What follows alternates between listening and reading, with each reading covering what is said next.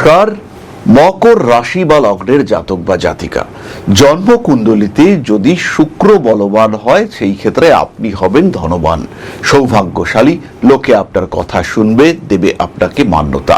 রাজনীতি করুন বা ব্যবসা, চাকরি করুন বা নিজস্ব পেশা, উন্নতি আপনার হবেই। মকর রাশির মানুষদের এই শুক্রের সঙ্গে যদি মঙ্গলকে সংযুক্ত হতে দেখতে পাওয়া যায় সেই ক্ষেত্রে জাতক বা জাতিকার উন্নতি হবে আরো বেশি। অতি সহজেই তিনি তার নির্দিষ্ট ক্ষেত্র উপার্জন করতে সক্ষম হবেন। অতি সহজেই মকর রাশি বা লগ্নের মানুষ তিনি তার একটা আলাদা লেভেল ক্রিয়েট করতে সক্ষম হবেন। মকরের হাতে টাকা পয়সা আসবে অতি সহজেই।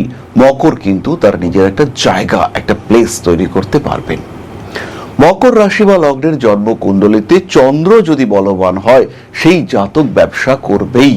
চন্দ্র হতে পারে পঞ্চমে রোহিণী নক্ষত্রে অবস্থান করে রয়েছেন, হতে পারে চন্দ্র জন্মকুণ্ডলিতে তুঙ্গ হয়েছেন। জাতক বা জাতিকার জীবনে উন্নতি আসবেই, এ বিষয়ে কোনো সন্দেহ নেই, কোনো সংশয় নেই। পরবর্তী যোগটি সৃষ্টি করবেন দেবগুরু বৃহস্পতি।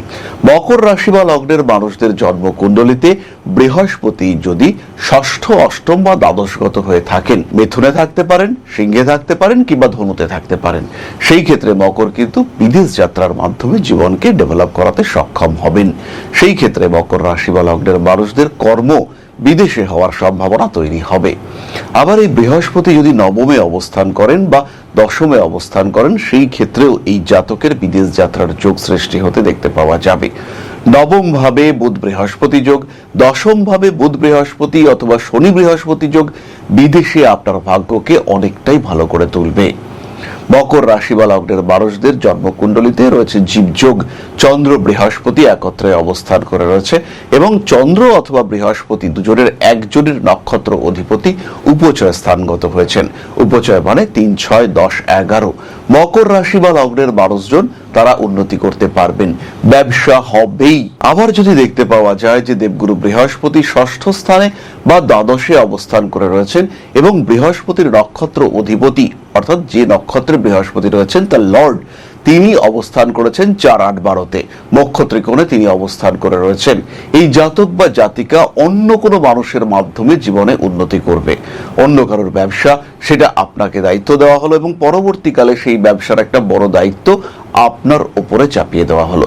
আপনি সেই দায়িত্ব নিয়ে মহা আনন্দে থাকতে শুরু করলেন এবং আলটিমেটলি সেই ব্যবসা আপনার হয়ে উঠল। বিয়ে করলেন, বিয়ের পরে শ্বশুর মশাইয়ের ব্যবসার দায়িত্ব আপনার উপরে চলে এলো এবং তখন থেকে আপনি একজন লেভেলের লোক হয়ে উঠলেন। খুব সহজভাবেই আপনার ডেভেলপমেন্ট হলো চোখে পড়ার মতো। এই সিচুয়েশন এটা কিন্তু আপনার ক্ষেত্রে তৈরি হতে পারে। খুব সহজেই আপনি একটা ক্ষেত্র তৈরি করতে পারেন, নিজের জায়গা, নিজের অ্যাটমসফিয়ার ক্রিয়েট করতে পারেন আপনি। সুতরাং যে সমস্ত যোগ কুণ্ডলিতে থাকলে মকর প্রচুর উন্নতি করতে পারেন সেই সম্পর্কে একটা ধারণা আমরা পেলাম। আপনার জন্মকুণ্ডলিতে কোন যোগটি রয়েছে, আদৌ সেই যোগ কতটা অ্যাক্টিভ এবং সেই যোগ আপনাকে কতটা রেজাল্ট দিচ্ছে সেটা জানার জন্য আজই জ্যোতিষ কনসালটেশন জরুরি। ভালো থাকার অধিকার আপনার আছে আর ভালো থাকতে আপনাকে সাহায্য করবে আপনার এই জ্যোতিষ বন্ধু। সময়, মুহূর্ত গণনা, এটাই জ্যোতিষের উদ্দেশ্য। খারাপ সময় তো আসবেই, কিন্তু কতদিন খারাপ সময়কে খারাপ ভাবেই দেখব? ভালো সময় কি আসবে না? আসলে কবে আসবে? কিভাবে এই খারাপ সময়কে সহজে অতিক্রম করা যেতে পারে? এই সলিউশন রয়েছে আপনার জ্যোতিষ বন্ধুর কাছে। তাই যোগাযোগ করুন তার সাথে, কনসাল্ট করুন আজই আপনার জন্মকুণ্ডলী।